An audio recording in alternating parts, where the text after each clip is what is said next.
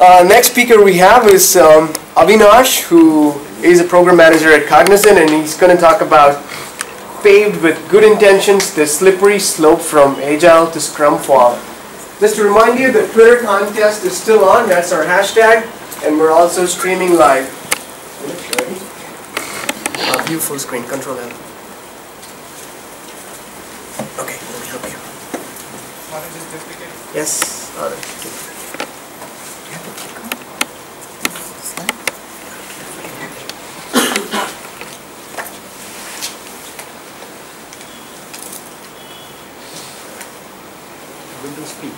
Windows speak.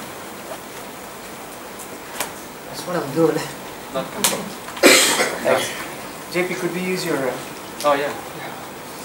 It's the pointer is still there, right? So that's fine. And we will save battery.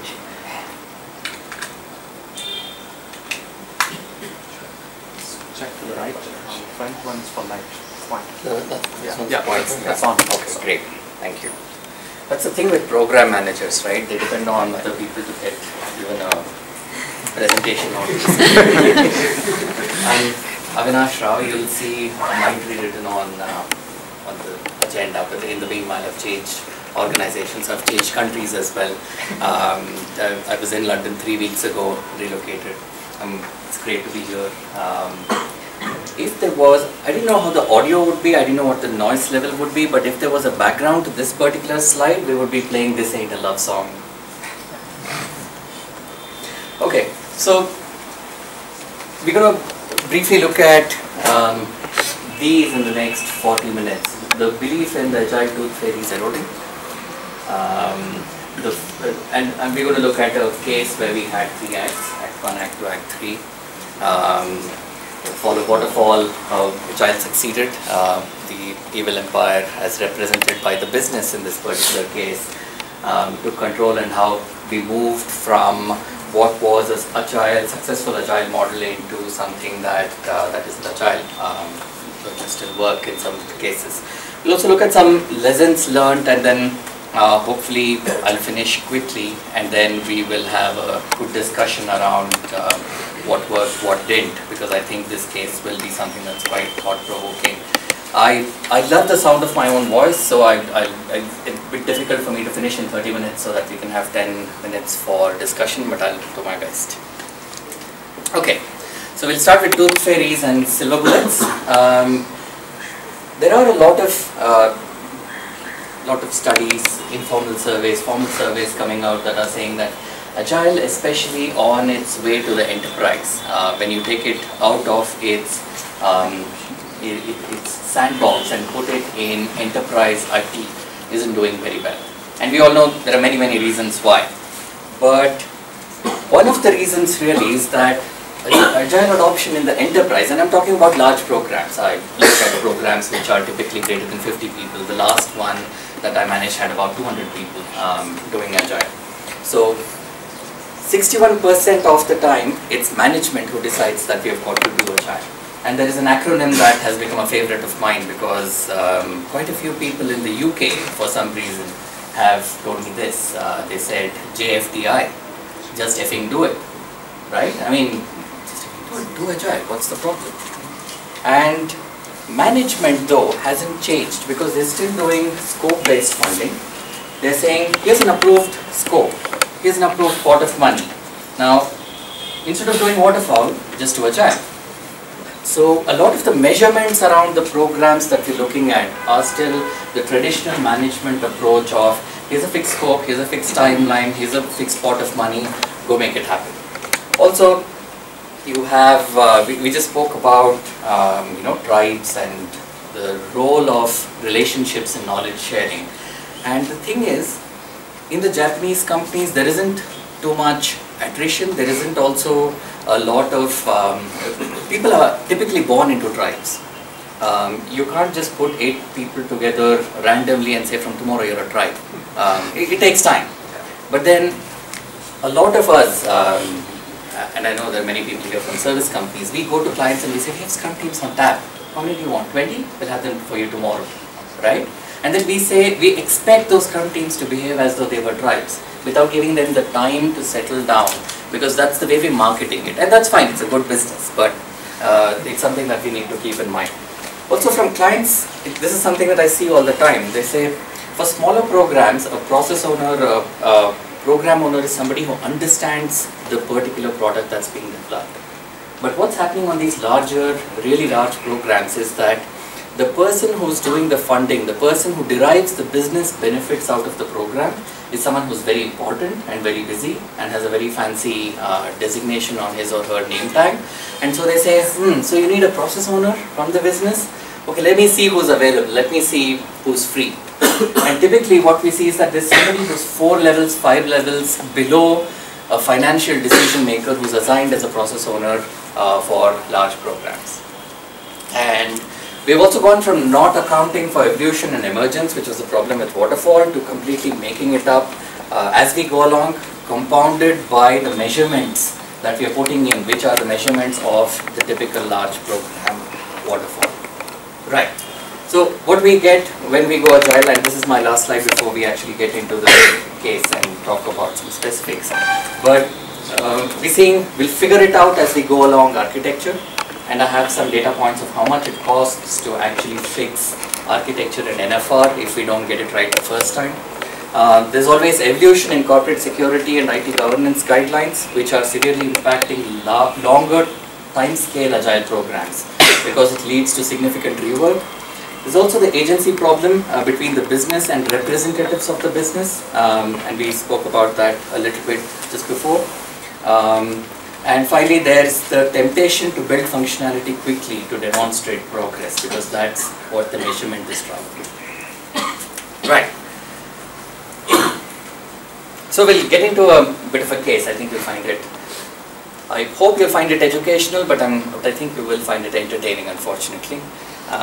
So this is one of the largest software development programs in the world. Microsoft Office, I think, or XP, is about 70,000 function points, and this product suite was greater than 100,000 function points. When I got involved, they were transitioning to Agile, and one of the things that I think I wanted to really say is that the amount of control that we had is less than we think we have, because I think you'll see that a lot of things evolved over the duration of the programs. It was very, very evolutionary, and there was no one who can stand and say, I made this happen, it's my fault, it's to my credit, etc. So 50% of the budget was spent. This company had already tried this program once. It was greenfield new product development, and they had scrapped it. They were doing it for the second time. They had spent literally hundreds of millions of dollars on this program. When Agile happened, 50% of the budget was spent, 25% of the scope was completed. They were design silos. People were building components in different silos, putting it together and failing at integration test time. The usual suspects were in play. Requirements was taking absolutely forever. The smaller components were getting built, but the really large programs took 8 months just to discuss the use cases. Not even write them, just discuss the use cases. They were supporting applications built, and they were approaching obsolescence because it had been 3 years since the program had started, and the main modules the use cases hadn't been written. And there was this constant search for the perfect solution because nobody wanted to fail. Okay, so to move to Agile, there was a tremendously enterprising director who came in and said, we're going to fix the scope for 18 months. Right? It's a really large scope, it's about 50,000 function points. And we said we will release to business, not to production, because Agile typically says release to production, but this is such a large system, there won't be anything production ready in 2 weeks. And common governance, 3 IT vendors, a total of 650 people, 4 locations around the world. What they did really, really well was set up a continuous integration where everything was integration tested before release every 2 weeks. There was a lot of emphasis on one team. They spent a lot of time making sure that one vendor isn't playing off against another vendor, that everyone was in this together. They hired a full-time DevOps team, very clear definition of done, test coverage standards, coding standards, very nicely done. So the results from the move to Agile: threefold productivity gain per function points per FP delivered, 55% cost reduction per new function point delivered, 60% reduction in defects going out of development, on-time deliveries every 2 weeks to the business process owners, integration tested. It won an award for the best, it was in the top 3 for the best use of Agile in the private sector in the UK, a PMI award in the US, and clearly you would expect that this is where the presentation would end, right? Okay, so 18 months later, about 60 to 70% of the product had been developed, but the money was all spent. And clearly this was very good, high quality coding, there were clear coding standards, coding guidelines, architectures, etc. But, so IT achieved a famous victory, but business wasn't entirely pleased. Now why was that? Now as an IT manager, of course, I know that that's because business is inherently evil, but one of the things that did happen was that when we write use cases or user stories, we tend to treat them as though they were discrete bits of functionality. So which meant that on this program, that even though let's say there were 100 use cases, 100 user stories, and all of them were implemented, it didn't necessarily mean that it replaced the entire feature set that was currently in production, that this was meant to be a replacement for.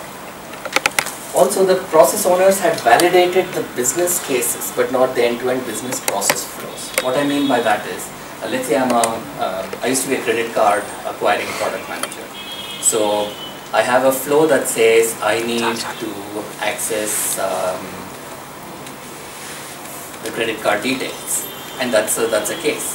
But what I really want to accomplish is that I want to charge 100 rupees or 10 pounds or $10 onto the card, which is a slightly different view of it's a business process view of what the system achieves rather than the functionality view of what our product achieves. And there were also some fit and finish issues because anything that was not defined in the definition of done was done inconsistently. There were different vendors, there were different teams, and the different teams used their own discretion in doing anything that wasn't absolutely nailed down. So from a end product perspective, they couldn't put it into production because they said that, look, on that page this key behaves differently, on that page that key behaves differently. Now why was that? We didn't put it in the definition of done, we didn't put it in the common coding standards and the functional guidelines. Okay, but they did pay a great deal of money to extend the product, to complete the project. But what they also said was that we are going to take control. IT, you've survived, but now we're going to come in and we're going to show you how to get the product done. So the teams, up to now, up to this point, the teams looked at the backlog and picked what they wanted to implement in every iteration. What happened now was that the business came in and said, this is what I want from this iteration. Team 1, here you go. Team 2, here's your work allocation. And in the 4 or 5 months that we tried this, the rework increased 72%. So, process owners did not have financial responsibility for they did not face the financial consequences of making that decision. So they said, these are the bits that I want you to implement. These are the high priority for us, the POs. Dear team, implement. And what happened was that the rework went through the roof. There were instances where 80% of a team's output was actually rework in an iteration. And what happened as a result of that was that it increased cost pressures. Management started asking, so I'm giving you $100 and I'm getting $20 worth of fresh development and 80% is rework. So they decided that the IT vendors must be instructed to increase productivity, because if you increase velocity, clearly you can get greater gains, right? And so what they did was they said a constant, this is PQ, so lower is better. So they said, here's your PQ target. Every 3 months we want you to increase your velocity, we want you to be more productive, right? And they put it in the contract. And so the IT vendors said, in that case, we want to move from a 2-week to a 4-week iteration. Now, anyone who understands lean knows that if you increase time to feedback, your number of defects are going to increase. Now, also, the delivery teams said, we have a business analyst who's just occupying space, right? Because he's in coding. We're under tremendous pressure to increase velocity. So they knocked him or her off. They said, we no longer want a BA in our Scrum team. Why don't we put in a developer instead? That will increase our velocity. Now, I don't know about velocity, but you'll see the defects. This is the number of months. This is 18 months. And after that, defects went up 5-fold. Attribute that to multiple reasons. Increase in iteration, duration, work allocation, the kind of work that was being picked up. A key significant factor was also that they changed the rules of what is acceptable. Meaning that you followed a coding guideline in a certain manner for 18 months. Now if you change it, there's a great deal of built up backlog here, which must now suddenly be fixed. So defects went up, and so teams were overwhelmed by defect fix effort because the velocity is driven contractually, right? You have to produce a certain amount every month. I have a question. Yes. Why defects raised? Because were they not doing testing level? First, Okay. how was the testing level? Second question. Definition of done was defined, but what about minimum marketable feature? Excellent questions. Can I talk it till the end? I will address both those. Good question. Yeah. Now, productivity. This was the output of the Scrum team in every month. This is a view of a 12-month period. Because they were under so much pressure to fix defects, their productivity would go down. Then crazy program managers like me would come in and say, not meeting contract, increase productivity. They would focus on new features. But then the defect trends would go up, the cumulative defect number. So we'd say, okay, spend some time next iteration doing defect fixes. So productivity goes down. But people started leaving. And so we had new people coming into the project who created defects because it's a very large system. And you have someone new who's fiddling with the code, they will cause defects. And so, in fixing all that, in fixing the situation that arose out of this one, we ended up in a situation where we had fixed scope commitments, saying that every month this is what we will deliver. We also put in buffers that says, okay, let's keep some buffers here, let's not promise everything that can come in, so there was a great deal of team playing. There were additional teams that came in, which defeats the whole idea of Agile, which is that every iteration, what comes out of the team is production ready. Because suddenly you have a QA team, there are too many new people inside the Scrum teams. So let's put in an additional testing team that tests what the Scrum teams do. And so it's becoming more and more waterfall and decreased velocity, because all these efforts to increase velocity have only caused a serious decrease in velocity. And defect fixes are causing a drag on productivity. Right. So lessons learned. I have 3 here and one more that that I forgot to put in there, and then we'll take your questions as well. So in funding Agile projects, I want to do a quick time check. How am I doing? 11:14. 16 minutes left. 16 minutes, great. So funding Agile projects, what happens typically, and this is what enterprise management is used to. They fund a project, they know it will not, they absolutely know it will not do what they want it to do. They expect CRs. So there will be CRs on phase 1, then there will be acceptance, and then there's finally benefit realization. What happens with the Agile project is that there's acceptance and benefit realization at an earlier stage, but it does, if funded the way waterfall is funded, it appears that Agile is more expensive. And that's a huge problem. because everyone's now asking the question, Agile isn't working for us, it's too expensive, it's not giving us benefits fast enough. The question is, what are you measuring it against? If you're measuring it against this, that's an artificial comparison. Right, and a big lesson that I've learned, if no one else, is that just because we have use cases or user stories and they pass, it doesn't mean anything. We had a situation where every one of our user stories passed, but then our product scorecard looked like this, which was a sea of red. The red doesn't show very well, but it was very dark red. And then there were very, very few business processes that could actually be used in a production environment, which were working end to end, because they were either blocked by defects or they weren't in the original scope. And then fixing later costs as much as right first time. There was a performance requirements on the data layer. So to your question, in the beginning that they said, I'm making the time up, but we want the data layer to respond in 1 second. And they spent 18 months building a data layer that performed in 1 second. Then they said 1 second isn't good enough, because we built our whole system and our end-to-end system takes more than 2 seconds. We want the data layer to perform faster. So it cost 50% of the original spend to improve the performance by 80%. But then they said even that isn't good enough. What we need is an additional 10% improvement. And that costs 200% of the original spend. Because if you look at the spend for NFRs and architectural changes, they're really non-linear. It's very easy to make incremental improvements, but if you want architecture improvements, it costs much more if you don't do it right first time, right?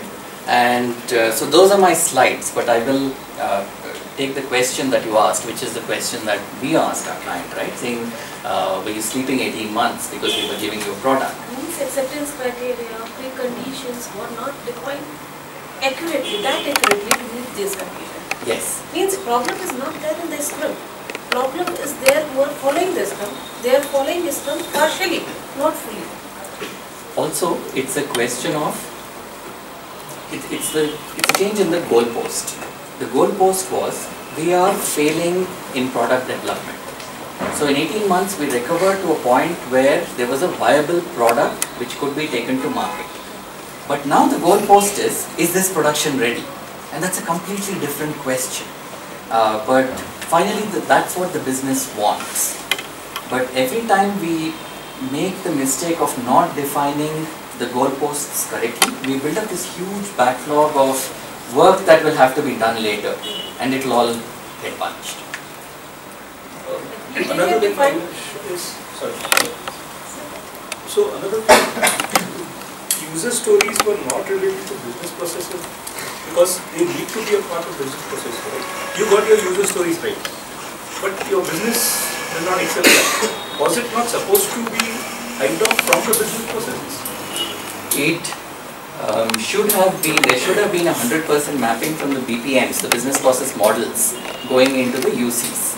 Now the thing is, the BPMs for the new generation product didn't cover the BPMs of the 100%, didn't cover 100% of the BPMs for the existing system. And that was a miss. You're right, in an ideal world we should have said, does this cover the entire functionality that exists on production today? Because if you don't take that as the starting point and then add innovation on top, business will come back and say, but it doesn't even do what my system does today. And from a BPM perspective, not from I type Control L today, I click a mouse tomorrow. But the question is, can I acquire this card payment? Does it meet my NFRs? The key point also that I want to mention is, it's very rarely functional changes. It's always about performance. If you are trying to replace, as this case was, a mainframe system. Mainframe is an extraordinary transaction processing engine. What it doesn't do very well is business rules. So you create a new gen system that does business rules very well. It still has to meet a lot of the transaction processing capability that the old system had. And that needs to be thought through 18 months before you see the product. So that's where the challenge is. So Avinash, how was your product management involved? Was it like distributed or what they present here? Because product managers typically do those various techniques to do an adaptive product management where they cover this, right?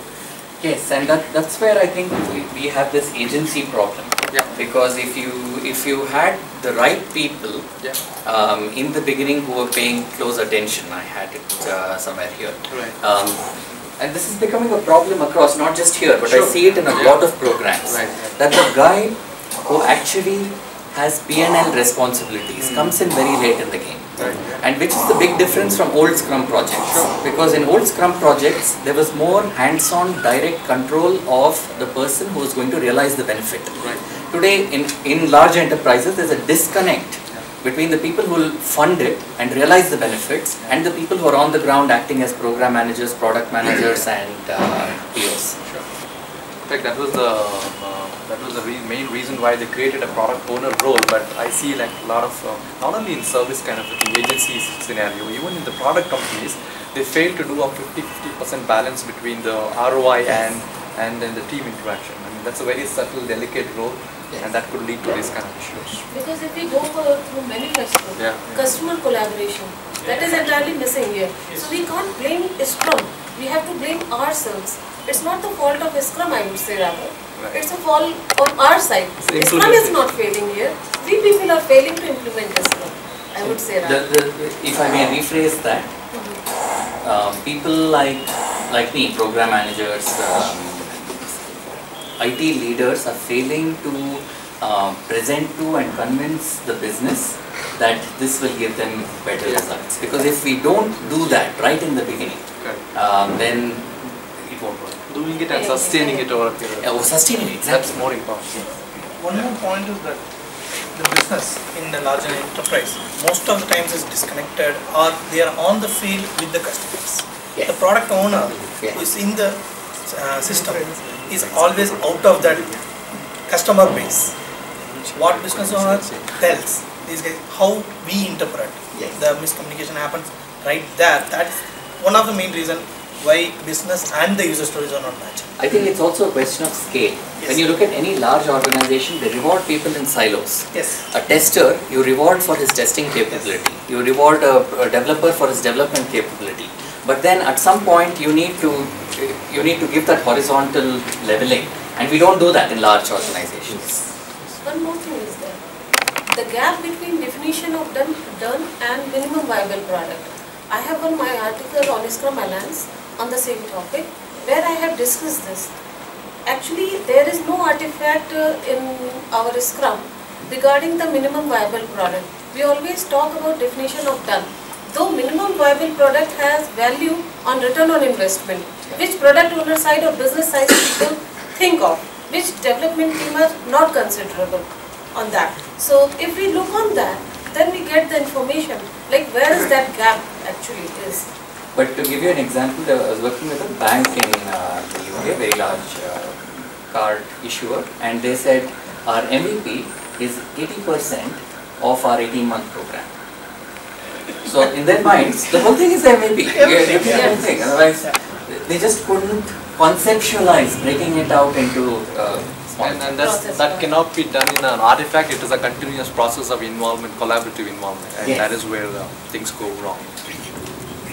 I have one more experience. Basically, a lot of times actually the customer facing teams, they end up doing false promises saying that okay, hyper velocity or committed velocity. So basically they don't even understand the velocity. What is the definition of velocity? They say okay, we'll give this many user story. But at the end of the day, what to make that happen, people tend to overestimate that. Or, I mean, you're kind of pushing your release cycle basically beyond that. Yes. Completely from personal experience, it isn't that they don't understand it, it's that they want to win the sale. It's an ongoing experience. There are many factors to that because the salesperson need to get business. Otherwise the company will check him out. So he commits over and then this happens. Committed release velocity per iteration is one of the scariest things that we have in the industry right now. Because a lot of these things work on average. And It will be up higher in one iteration, it will be lower in one iteration. On average, over 6 months, 8 months, they make sense. But if you put targets against each iteration, you lose that flexibility. Actually, when we started up doing Scrum, for Scrum Masters, one of the goal was to increase 10% velocity for each and every item. Exactly. And I have one interesting thing. So, many a times, this is more purely for the observation. We definitely do look in terms of the team velocity, but at many a times it also makes a case that how the product owner's capacity is, because if that person is overloaded with multiple things, it's so difficult to prioritize something and you know, focus attention to that particular thing. And some of the experience that I had, the product owner was expecting something, and at the end of the production, like few weeks cycle, you come up with something which is like, okay, what is this? This was not even like what were they expecting. It is that continuous collaboration. It shouldn't be a surprise at the end of 4 weeks. They should know on a daily basis, and that's where the challenge is. Because they say we don't have the time or and this is exactly what happened when we pushed the teams, right? Because every month we would give them that this month you must increase velocity, so they do it. Defects would go up. Okay, we need to get the defects under control. New functionality would come. Cool, that's what I had. Thank you.